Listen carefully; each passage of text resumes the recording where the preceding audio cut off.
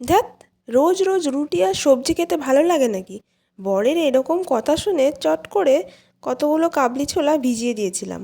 আর তার সাথে দেখো একটা আলুও ডুমো করে কেটে নিলাম। তো এটাকে এবার সিদ্ধ করে নেব। তো ফ্রিজে দেখলাম 2 পিস সলিড চিকেনও ছিল। তো হয়ে গেল সোনায় সোহাগা। তো দেখো চিকেনটাকে আমি ফ্রিজ থেকে বার করে রেখেছিলাম। তো এরপরে নুন হলুদ দিয়ে এটাকে মাখিয়ে রেখে দিলাম। তো এইদিকে আমি ছোলাটা সিদ্ধ হতে বসিয়ে দিলাম, আর এইদিকে মশলায় নিয়ে নিলাম দেখো টমেটো কুচি, আদা রসুন বাটা, পেঁয়াজ কুচি আর কাঁচা লঙ্কা। তো এবার কড়াতে তেল গরম করে প্রথমে সেই চিকেনটাকে ভেজে নিচ্ছি। হালকা করে ভাজবো, খুব বেশি ভাজবো না, তাহলে শক্ত হয়ে যাবে।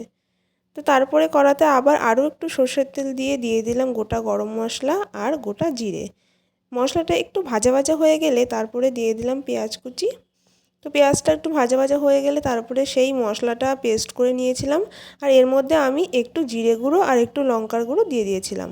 আর তারপরে দিয়ে দিলাম স্বাদ মতো নুন আর হলুদ গুঁড়ো, দিয়ে ভালো করে মশলাটাকে কষিয়ে নিলাম। মশলার গা থেকে দেখো তেল ছেড়ে এসছে। এখন আমি সেই ভাজা চিকেনের টুকরোগুলো দিয়ে দিলাম, দিয়ে একটু ভালো করে কষিয়ে নেব।